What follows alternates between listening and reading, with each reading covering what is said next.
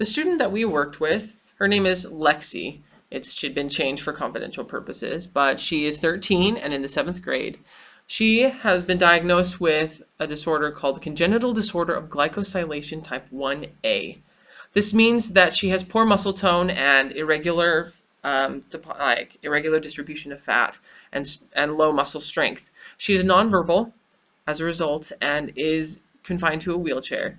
She currently attends Centennial Middle School, taught by Alyssa Smith, and is in a self-contained classroom the whole day in a small group setting.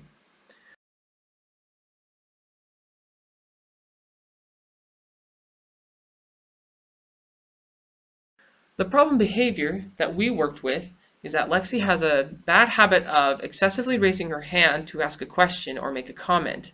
She would raise her hand and ask the same questions about things like when it was time to eat, when the new peer tutors would be coming, or any news that she had from home, or if she wanted to tell a story.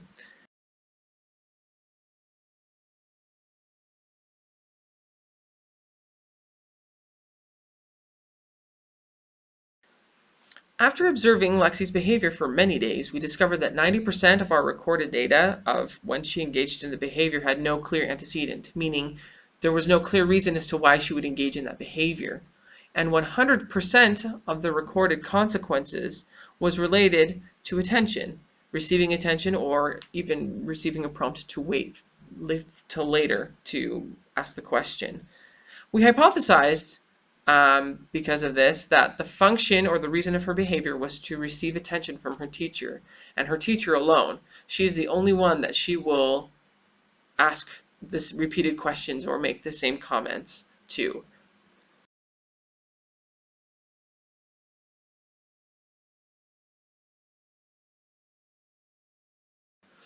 So we then defined our behavior to be when Lexi is not stimulated or not receiving enough attention or engaged enough, or during transition time between class periods or between activities, she raises her hand, vocalizes, and asks a question or makes a comment repeatedly to the teacher.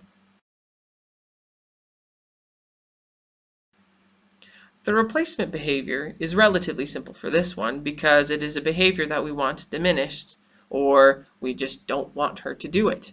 So rather than asking the same question or making the same comment several times in succession, we want the student to ask the question or make the comment once, and once alone.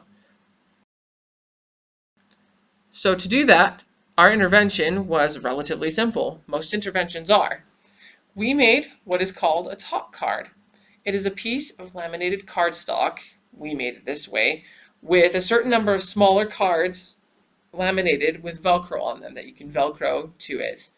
The certain amount that you put on the card is the maximum amount of times that she will be able to ask a question or make a comment unrelated to what they are talking about. For us, we started with 8 per day. And as we continue with the intervention, we plan on diminishing the amounts of cards or times that she can speak or ask a question that is unrelated every day. So we would, for example, lower it to 6 a day and then 4 a day so that she will be able to learn self-control and know when to comment appropriately or when not to, and how many times, so she will not repeat it. Following this is a video of an intervention that is completely unrelated, but this is one way that we could model the replacement behavior for our student to be able to have that, exhibit that appropriate behavior.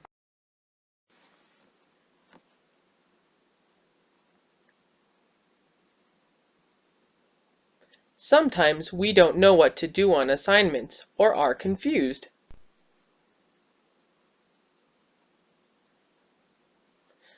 We will be learning how to ask for help properly. First, we have sitting position. Sit straight up in your desk. Then, using one hand, raise your hand straight up in the air.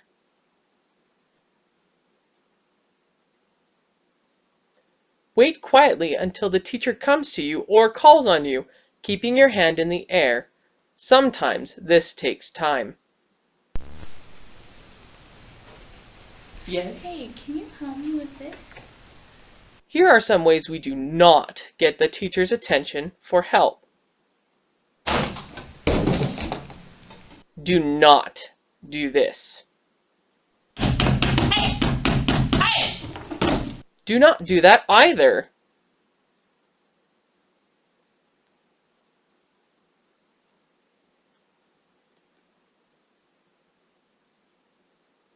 Never do that. Again, to ask the teacher for help, sit up straight. Raise one hand above your head. Wait for the teacher quietly. When the teacher calls on you or comes to you, you can lower your hand.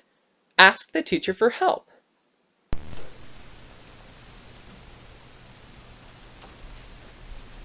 Yes? Hey, can you help me understand this a little bit better, please? Okay. You should always do this.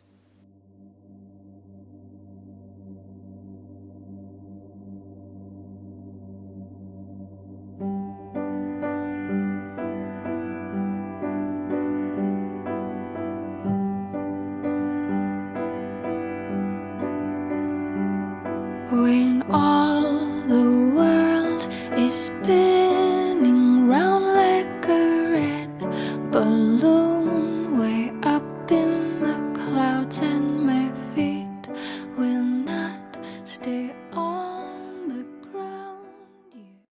This is the graph of our results. As you can see, her problem behavior is very variable, meaning it very much depended on the circumstances of the day or the class or who was involved or if she was feeling well or not, to have the numbers be very consistent. But as you can see, her behavior is still quite frequent per day.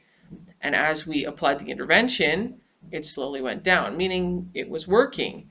And I feel that we would be able to continue to diminish it as we continue to apply the intervention. So all in all, this intervention was quite successful.